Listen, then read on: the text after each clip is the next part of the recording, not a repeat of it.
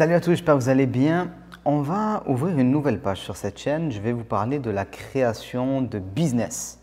Vous m'avez vu au fur et à mesure des années, en fait, je suis passé d'une personne qui faisait de l'immobilier un peu comme monsieur et madame tout le monde à quelqu'un qui a créé un business immobilier, puis qui a créé un business internet et aussi une entreprise classique. Voilà.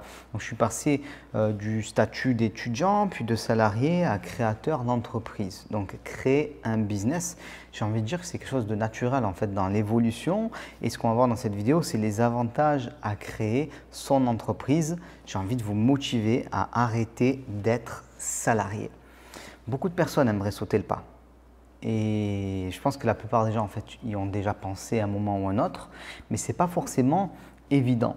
Alors la première chose que vous devez comprendre, c'est quels sont les avantages à arrêter d'être salarié et à créer son entreprise. Donc c'est ce qu'on va voir et je vais sortir d'autres vidéos sur cette thématique-là, en plus des vidéos immobilières, en plus des vidéos sur le business internet, pour que vous puissiez petit à petit peut-être tourner la page avec le salariat. Et je vous mettrai ça dans des playlists spécifiques sur YouTube, comme ça vous allez pouvoir vous y retrouver plus facilement. Donc il y a un premier point qui est particulièrement important dans l'envie en fait de créer un business et il ne faut pas en avoir honte, c'est l'argent et le fait que les revenus sont illimités en matière de création d'entreprise. Quand vous êtes salarié, vous avez un salaire, il est précis, vous savez précisément le salaire que vous allez avoir. Alors il peut bien sûr augmenter au fur et à mesure des années, mais il est quand même capé. Il est capé par la volonté donc, de votre employeur ou tout simplement par le salaire dans votre métier. Je veux dire, si vous êtes assistant de direction, c'est un certain salaire. Si vous êtes chirurgien, c'en est un autre, et ainsi de suite. Donc le revenu est limité quand on est salarié et illimité quand on est entrepreneur. Donc ça, c'est vraiment important de le comprendre. Les perspectives deviennent énormes. Alors au début, on n'arrive pas à s'imaginer à quel point les choses peuvent changer. Mais quand vous passez de 2 000 € par mois à 5 000, puis à 10 000 et ainsi de suite, il y a tout qui change. Et ce sera votre intelligence, votre organisation, votre manière de créer des produits, le type de business que vous allez monter qui vont faire la différence et pas simplement le nombre d'heures travaillées. Voilà. Donc quand on crée un business, il y a une décorrélation entre le temps effectif de travail et le revenu. Donc ça, c'est particulièrement important. C'est le point qui décide en général la plupart des entrepreneurs. Deuxième point, celui-là, il est très particulier. Il est même un peu bizarre et certains pourront dire que c'est presque une théorie du complot, c'est particulier. C'est en fait le droit que l'État vous donne d'employer d'autres personnes. Une société commerciale, c'est une société dans la société. Je vais vous expliquer mon propos qui peut être bizarre. Si je croise quelqu'un dans la rue et je lui dis « Est-ce que tu pourrais faire ça pour moi ?» Il va me dire « Mais qui tu es? Qui tu es ? On est né libre et égaux, on est tous égaux, qui tu es pour me demander de faire quelque chose en fait? Tu peux m'expliquer ?» Et là, tu vas lui dire « Bon, tu as raison, je suis personne. » Dans le cadre d'une société commerciale, on a ce qu'on appelle le contrat de travail et le lien de subordination. Et dans ce cadre-là, tu peux demander à quelqu'un de faire quelque chose parce que vous vous êtes mis d'accord en fait. Et c'est une nouvelle société dans la société. C'est-à-dire que la hiérarchie, on va dire libérale de la société normale, est modifiée dans le cadre d'une société commerciale. Et tu peux demander des choses aux gens. C'est un droit que l'État te donne. Tu as le droit de devenir employeur. Et avant, ce n'était pas possible. Hein. Je veux dire, avant les révolutions et tout ça, quelqu'un de normal, entre guillemets, qui ne faisait pas partie de la noblesse, voilà, quelqu'un du tiers-état, il ne pouvait pas employer quelqu'un. Ce n'était pas possible. Mais contre ce droit, il y a un devoir, c'est l'impôt. Voilà. Donc, ok, tu as le droit d'embaucher des gens, mais tu vas me donner un petit peu d'argent. Donc c'est l'État en fait qui délègue un droit assez particulier à nous en fait. Et ça c'est très très puissant. On peut littéralement se démultiplier, donc c'est complètement fou. Et on a de l'effet de levier humain qui entre en jeu quand on crée un business. Voilà. Donc je disais que c'était un peu bizarre comme manière d'expliquer les choses, mais faites-moi confiance, ça change tout à la fin. Le troisième point, il est aussi bizarre, c'est que quand vous êtes le patron, vous pouvez être incompétent. Alors pas de trop, sinon vous allez faire couler la société. Mais je vais vous expliquer. Une personne qui est salariée, elle est embauchée pour un poste précis. Elle a une compétence précise et elle doit la mettre en œuvre dans le cadre d'un poste précis. Vous, si vous n'avez pas la compétence, vous allez embaucher quelqu'un qui a la compétence. Donc un patron peut se permettre d'être incompétent. mais bien sûr, il doit savoir gérer sa société. Mais il peut être incompétent dans beaucoup de domaines. Et ça, c'est assez particulier. Un salarié, il doit être compétent. Un patron, non, j'ai envie de dire. Alors, bien sûr, ce ne sont pas les mêmes compétences. Vous avez compris. Si demain, vous créez votre société, il faut savoir définir un marché, créer un produit, voilà, parce qu'il peut y avoir des sociétés de tout, bien sûr. Il faut savoir encadrer des équipes ou des prestataires, voilà. Mais en fait, votre travail, c'est de faire faire. Voilà, ce n'est plus de faire. Avant, vous faisiez, maintenant, vous faites faire les choses. Donc, vous devez être un bon encadrant, vous devez aider les personnes qui travaillent avec vous à travailler dans un bon environnement, bien organisé, les faire progresser pour qu'ils puissent travailler d'une certaine manière et qu'ils aient une satisfaction à faire ce qu'ils font. Et vous pouvez vous permettre d'être incompétent dans leur domaine à eux puisque vous les recrutez pour ça. Donc ça, c'est assez particulier, assez intéressant, je voulais vous en parler. Puis on arrive sur le point numéro 4 qui est le pouvoir des idées. C'est-à-dire que quand on est entrepreneur, on a le droit d'avoir des idées et des rêves et on peut les mettre en place. Et ça, c'est magique.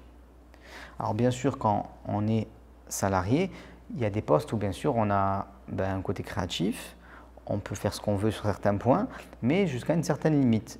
Alors tout dépend quel type de poste que vous avez. Si vous êtes comptable, bon, la créativité, il n'y en aura pas beaucoup. Il faut respecter les normes de comptabilité. Voilà. Si vous êtes photographe, là, vous allez avoir beaucoup de possibilités créatives. Mais c'est deux mondes totalement différents. En tant qu'entrepreneur, vous avez vraiment le pouvoir des idées. Vous pouvez imaginer ce que vous voulez et essayer de le mettre en place. Et ça, c'est complètement fou. Parce qu'aujourd'hui, il y a même des entrepreneurs qui essayent d'aller sur Mars. Je veux dire, les mecs, ce n'est pas des États. Elon Musk, c'est un particulier à la base qui a créé une société qui est gigantesque maintenant, c'est comme un État presque, mais voilà. Et le gars essaye de faire en sorte qu'on aille sur Mars. C'est son projet, quoi. Bon, chacun ses projets. Mais vous voyez l'idée, pouvoir des idées, faire ce que vous voulez, impacter le monde comme vous le voulez et en avoir aussi la rétribution financière. Parce que si vous impactez le monde, si vous permettez à des gens d'avoir un service, de progresser, ainsi de suite, vous allez avoir un retour financier. Parce que c'est comme ça que les échanges se règlent dans un monde capitaliste.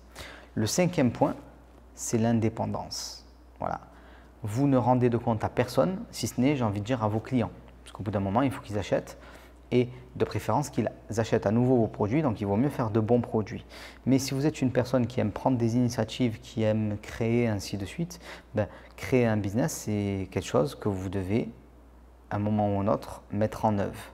Et souvent, vous y avez réfléchi et vous ne saviez pas forcément comment faire.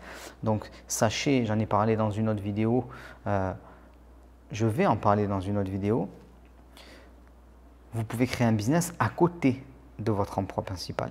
Voilà, très important. Ça, j'en parlerai dans une prochaine vidéo bientôt. Vous n'êtes pas obligé de vous mettre à plein temps. Voilà. Donc, si vous voulez en savoir plus dès maintenant, vous pouvez regarder en description. Il y a une formation gratuite qui s'appelle Cube, créer un business. Je vous explique ce qu'il faut faire pour vous lancer et les points principaux, les étapes principales à passer, comment déterminer le type de business, ainsi de suite. Donc, voilà. C'est grâce à ça, la création de votre business, que vous allez créer votre indépendance. Très important. Autre point. Est-ce que ça ne va pas devenir obligatoire en fait de créer son entreprise? Bien sûr, le salariat, ça ne va pas disparaître. Mais on le voit bien, il y a de plus en plus d'auto-entrepreneurs, de plus en plus de freelance. Alors on le voit surtout aux États-Unis, mais ils ont souvent 5 à 10 ans d'avance sur le marché du travail. Et le freelance, l'auto-entrepreneur, c'est vraiment une norme en fait. Est-ce que demain, ça ne va pas être obligatoire? C'est vraiment une question.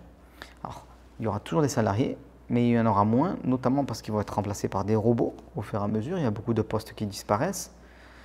On le sait tous. Et ce n'est pas un rêve, quoi. C'est une réalité. Je veux dire, des licenciements de plein de postes, que ce soit caissier, que ce soit de la manutention, mais même sur des postes très qualifiés, parce que les intelligences artificielles maintenant arrivent à calculer tellement de choses que, par exemple, pour faire tourner un cabinet de comptable avec une bonne intelligence artificielle, vous pouvez virer la moitié de votre personnel. Donc, est-ce que demain, on ne va pas être obligé, une grande partie des gens ne vont pas être obligés de créer eux-mêmes leur travail parce qu'il aura été pris? Moi, je suis persuadé de ça. Voilà, c'est dans l'air du temps de créer une société, de se développer et ça ne va faire que croître. Soyez-en sûrs et certains. Et le dernier point, je vous dis ça pour vous piquer un petit peu, mais c'est quand même la réalité. Arrêtez de créer l'entreprise des autres au final. Parce que quand vous êtes le salarié de quelqu'un, vous créez l'entreprise de quelqu'un. Alors attention, on commence tous salariés. Vous commencez salarié, vous travaillez pour quelqu'un, vous investissez dans l'immobilier, vous faites votre business à côté, ainsi de suite, et peut-être qu'un jour, vous créez votre propre business à vous. Mais voilà, je voulais vous dire ça pour finir. Est-ce que vous n'êtes pas en train de créer le rêve de votre patron alors que vous pourriez le faire vous-même en quelque sorte? C'est une véritable question, il faut se la poser. Il ne faut pas non plus jeter le bébé avec l'eau du bain. Il faut faire les choses dans l'ordre. Vous n'allez pas demain démissionner pour créer votre business. Regardez la formation gratuite Cube qui est juste en dessous. Ça va vous permettre de savoir comment faire sans prendre de risques particuliers. Et aussi, vous allez pouvoir accéder à un autre bonus, c'est les 8 points que vous devez traiter maintenant pour faire exploser votre business. Voilà, très important, les 8 points à traiter. Donc j'espère que cette vidéo vous a plu. Likez-la, partagez-la, c'est important pour l'algorithme de YouTube. Si vous avez des questions, mettez-les en commentaire. Voilà, n'hésitez pas et on se retrouve très rapidement. Ciao tout le monde!